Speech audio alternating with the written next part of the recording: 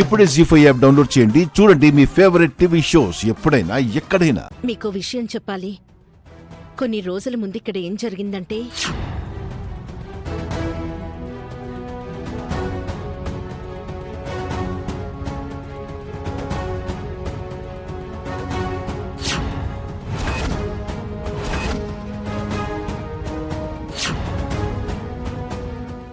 ఒత్తులు వేసి అఖండ దీపం వెలిగించి మీ ఇంటి తులసికోట ముందు పెట్టండి. రాత్రి వెలిగించిన దీపాలు పొద్దున వరకు వెలుగుతూనే ఉండాలి.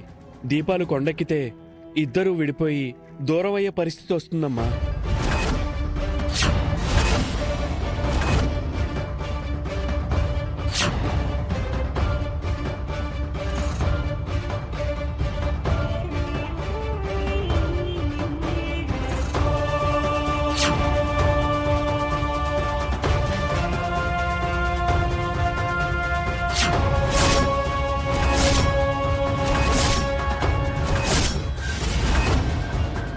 తను పెట్టిన దీపం ఆరిపోయిన విషయం సీతకు తెలిస్తే కంగారు పడుతుందని నేను చెప్పలేదు.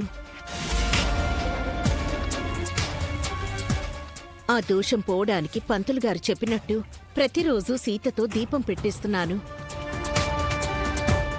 పౌర్ణమి రోజు సీతారాం గుళ్ళో నిద్ర చేసే వరకు గండం గడిచిపోదు, సీతకు ముప్పు తప్పిపోదు. అందుకు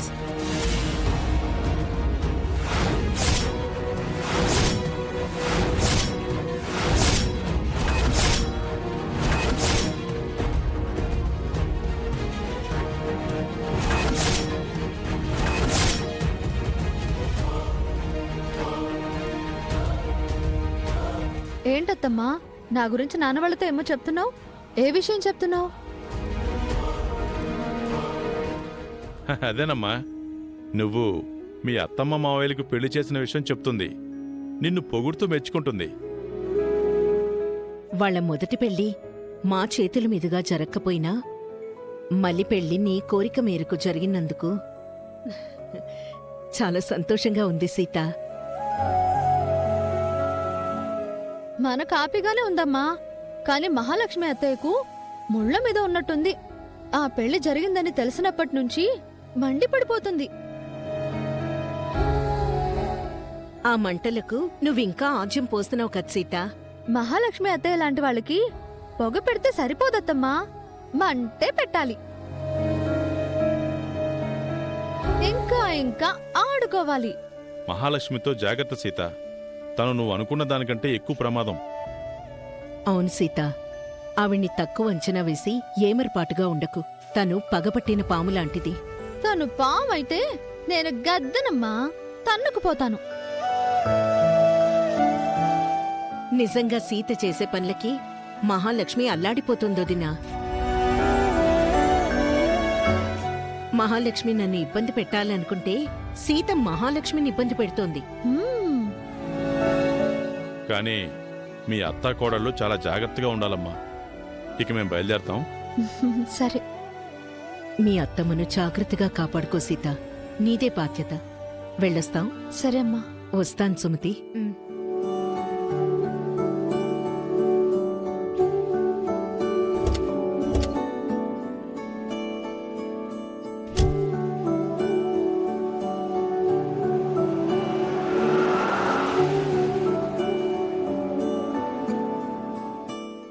ఏంటత్తమ్మా, మహాలక్ష్మి అత్తయ్యకు ఎలా ఇచ్చాను?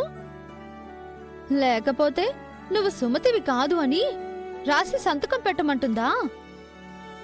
తను నీ రాత మార్చాలనుకుంటే నేను తన తల రాత మారుస్తాను.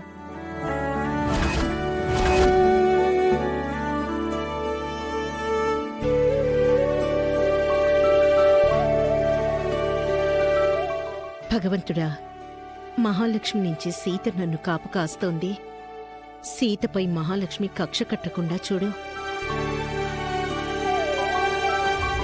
కొంపలు కూల్చేవాళ్ళు, కాపురాలు కూల్చేవాళ్ళు వాళ్ళ ఇళ్లకు అక్కర్లేదంట. అర్థమైందనుకుంటాను.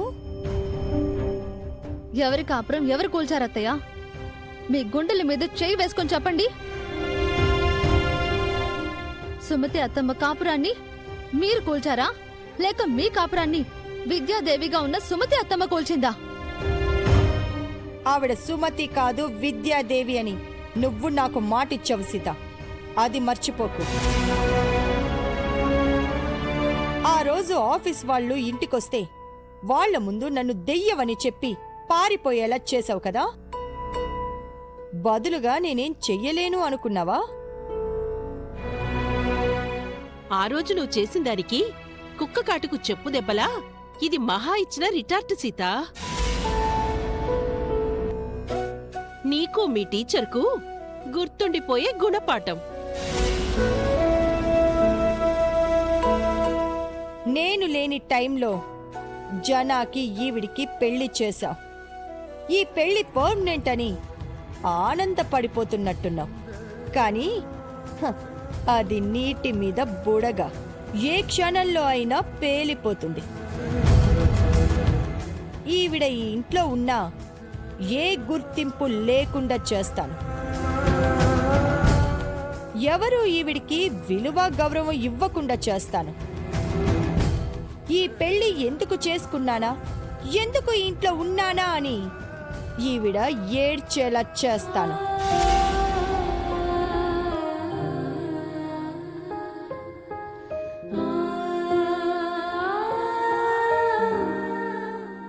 ఈ ఇంట్లో ఎప్పటికీ మహాదే పైచే అవుతుంది. అనవసరంగా మహాతో పెట్టుకున్నారు కదా. ముందు ముందు మహాను తట్టుకోలేరు. మీ ఇద్దరికీ బత్తికుండగానే నరకం చూపిస్తుంది.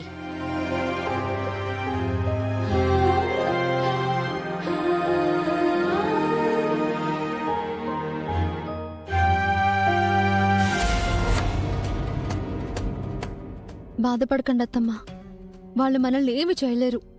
నిజం తెలిసిన రోజున మీపై నిందలు వేసిన వాళ్లే తల దించుకుంటారు. బయటి వాళ్ళకంటే నిజం తెలీదు.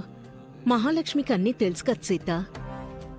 అయినా నన్ను అనరాని మాటలంటూ పరాయి వాళ్లతో నన్ను తిట్టించడం ఎందుకు? నేనేం చేశానని నా మీద అంత పగ? ఆవిడిది పగ కాదత్తమ్మా, భయం. కుట్ర చేసి నీ స్థానంలోకి తను వచ్చింది కదా. ఇప్పుడు మావయ్య మళ్ళీ మిమ్మల్ని పెళ్లి చేసుకున్నారు అని, తన స్థానం ఎక్కడ పోతుందో అని అభద్రతాభావం. అందుకే ఇలా ప్రవర్తిస్తుంది. ఆవిడ ఏం చేసినా సరే ఈ ఇంట్లో మావయ్య మనసులో మీ విలువ గౌరవం పడిపోకుండా నేను కాపు కాస్తాను. మీ స్థానం మీ స్థాయి ఎలా పెంచాలో నాకు బాగా తెలుసు. నేను మాటిస్తున్నాను.